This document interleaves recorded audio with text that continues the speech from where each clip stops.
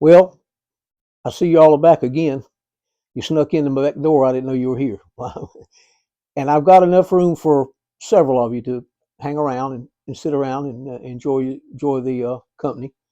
But if you stay too long, I'll have to rent your space. I'm only joking. If you haven't figured out by now, I'm Charles Kemp, and I'm mayor of Fairmont. I'm running for re-election to the position. And this is the fourth of 8 videos that I've done over the past month, and we'll be continuing into the last of October. And I've picked 7 topics I think are important to discuss for the town of Fairmont. And this one today is about jobs. Let me carry you back a few years.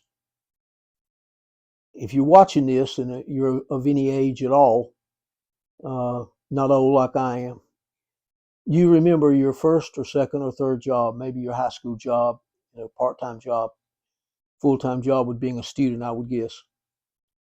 I've had some really great jobs in Fairmont. Worked for Bill Mitchell as a grocery store clerk, carrying groceries in the heyday in the mid-60s of tobacco. I know what it's like to walk on a crowded street and have to walk around cars to get to a lady's car to put her groceries in it.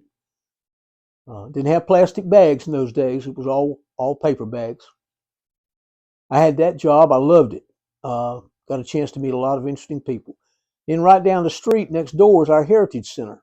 Back in the day, in the 60s, it was Pope's. We had 2 of them, Big Pope's and Little Pope's. Big Pope's was the one I worked at for Mr. Bill Burton, and he put me in charge of the toy department, which is in the back corner of our Heritage Center where the ramp is that takes you up to the stage. My job was to keep shoplifters from getting out of the building alive. Just kidding. And I worked for Billy Whitted, the Times Messenger editor, writing sports stories because I was an athlete in the high school years and I could write about it. And my best job, my most favorite job was when I was in college. I came home during the summer and I needed a job. I went to see my best friend's father, Mr. Vernon Smith, and he told me, "How's your summer going?" And I said, "Mr. Vernon, I need a job." So he called up the foreman of the R.J. Reynolds Prize House, which was directly behind Fairmont Medical Clinic. It's run by UNC Health Southeastern. And I worked there for 4 summers. Tagging tobacco, seeing that the tobacco was put on the railroad cars properly to be sent to Winston-Salem. I enjoyed that job. I met a lot of wonderful people. And then I grew up. Then I got my real jobs. And I've had 2 magnificent jobs in my life as an adult. Magnificent jobs. One was teaching, 44 years, Fairmont High School, Dillon High School, and Lakeview High School. And this job, being the mayor of Fairmont and a town commissioner for 46 years. But what I want to talk to you today about is not my life, but the lives of others. Trying to find people jobs that don't have them. Now, there are a lot of people that think that I put too high priority on the job fairs for Fairmont. Well, I disagree, because government, local, state, federal, we're a service organization. That's what we do. We serve people. We give them things. They pay for some of it, but we try to serve people. We give them water and sewer and police and fire protection, try and keep the streets clean. But giving people jobs or finding people jobs, I think, is a very, very important task of government. And so at the start of my second term as mayor, 2009, I formed a committee called the Jobs Team, Job Opportunities and Business Support. And it was made up of about 7 or 8 people, myself, the county industrial developer, who's now the mayor of Pembroke, Mr. Greg Cummings. We had 2 state technical assistance people. We had local business people on it, town manager. It was a wonderful committee. We met once a month in the town hall. And one of the things that came out of our discussions, well, actually 2 things. One was the I-95 billboard to try and entice people off of 95 to come to Fairmont, which has been out there for 12 years now. Very proud of it. And the other is let's start having job fairs. Wonderful idea. And that's what we did. We modeled them after the high schools that have them once a year in their gymnasiums where job organizations uh, set up tables and students come in, not all at one time, but by classes, and they try to, find out what they want to do when they get out of school.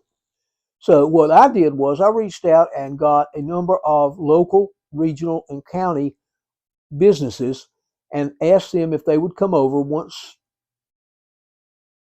twice a month, and set up a table, our tables, at tables, and try to offer people jobs. And I was starting fresh because I had no email database, I had no contacts. We had to make a lot of phone calls, but we solved that problem real quick. Our job fairs from 2010 through 2013 were wonderful. We averaged 20 to 25 job providers a job fair, and about 80 to 150 people. And these were people just off the street that wanted a job, and many of them got jobs.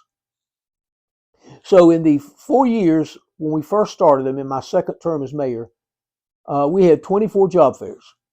6 a year for 4 years, 24. I can do that math. Real simple. Unfortunately, in 2013, I was not reelected to a third term, and I was out of government here for 2 years. In 2015, I ran for and was elected to the town board. And so in 2016, when I took office again, we started the job fairs. Unfortunately, there were no job fairs held in the 2 years I was not in service or in government. We'd held 24, and then we just dropped off the face of the earth for 2 years. I don't know why. I don't want to get into a blame game or a pointing the fingers game. We just didn't have any job fairs. But we cranked them back up in 2016, and since then, till the most recent one, we've had 61 job fairs. Now you add those two totals together and you come up with 85. There is no town in North Carolina. If you can prove me wrong, I'm sure somebody out there will take my challenge and look it up. 2,300 people, roughly, that's had 84 job fairs in 12 years, 15 years. No way in the world I believe that. Big organizations may have had them, but not the town-sponsored event. And so we've been running job fairs since 2016, several times a year, and we've had some big job fairs. Let me give you three examples real quick. In 2012, we had a job fair where I had run off 250 flyers for an event that we had coming up in several weeks. And my dear friend Felicia Lewis, who helps me with bingo, I gave her the 200 flyers and asked her to pass them out during the job fair. 45 minutes into the job fair, she came to me and she said, "Do you have any more flyers?" And I said, "Felicia, what did you do? Eat them?" She said, "No, come with me." And we walked out into the hallway, looking back toward the front door of the Heritage Center, and you could not see only the top part of the door. There were so many people in the hallway. Out the door, around in front of Fairmont Department Store, around the corner, all the way back to Mr. Harry Mitchell's office that he used to have. It prompted a call to me from Jay Capps, who was the owner of Fairmont Department Store, wanted to know what we had going on. We figured there was 350 people that came to that job fair. When Pepsi came to St. Paul's, I made arrangements with the vice president to have a job fair from 10 to 12 o'clock in our courtroom that day. I misjudged that horribly because an hour before that, Miss Joyce Thompson, who ran our water department, called me here at home and told me that I needed to get downtown because the entire parking lot was full of cars and there were people out the door of the town hall all the way back to the fire hall. It was so big that we actually had to break the crowd down into A through L and K through Z. Huge numbers. And then recently, since I've been mayor in 21, we've had Campbell Soup come over as one of the representatives, and we had 258 people to sign up just to speak to Campbell Soup. They talked to other people, but primarily they were there for Campbell Soup. those are some examples. Now, what hurt us the most was COVID. COVID came in and, as you know, supplemented people's income so they did not have to look for a job. And there was health reasons, about 6 inches and you can't be close to somebody and all that. So we lost a lot of our momentum during COVID, and we've slowly picked it back up.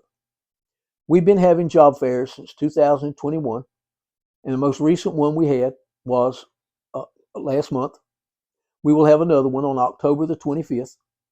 I'm sorry, October 15th, from 10 to 2 o'clock in the Heritage Center. And then our jobs team made a wise decision, I think. We decided at our meeting last month to change the number of job fairs from 6 a year, what I call big job fairs, that's with 20 or 25 employers, to 4 a year, once quarterly.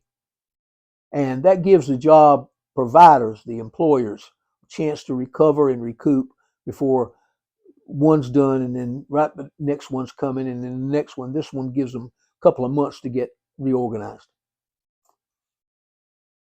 I don't think there's another service that the town provides, including recreation, because we can't leave out our young people, and it's important. But older people need jobs to provide security for their families, whether it's a man or a woman, whether it's a nuclear family with a husband and a wife and children, or a single parent family. People need jobs to provide the comforts of life for their family: food, shelter over their heads, automobile, gas, etc. And I believe that our job fairs are the most important thing that the town does outside of providing water, sewer, fire, police, like that. And as long as I'm the mayor of Fairmont, as long as I am in an elected office, I will feel it's my obligation to be the leader in initiating and holding job fairs. We get help from the North Carolina Works Career Center over in Lumberton, but we run the show. And I'll tell you how we do it. It's very simple. I have a list of 145 jobs in the county and in the town and in the region. I send out emails inviting them to come. They don't all come. We couldn't put 145 people in our Heritage Center. If we get 20, 25, I'm tickled to death. I also have, from the very first job fair until the last one, all 84 job fairs, I have a sheet that everybody who comes to look for a job has to sign and put their email address. The last count was at 985 emails. I send a invitation out to all of those people. I get some back because of bad emails or people have changed their emails, but I'd say out of that 985, I get about 800 emails out to people. Plus, we've started putting flyers in people's groceries and other ingredients like the takeout bags at McDonald's and China Garden and other places like that. And so we're heavily advertising it. Facebook, radio show, my radio show. So, but we've run into a little problem with attendance. We've slacked off.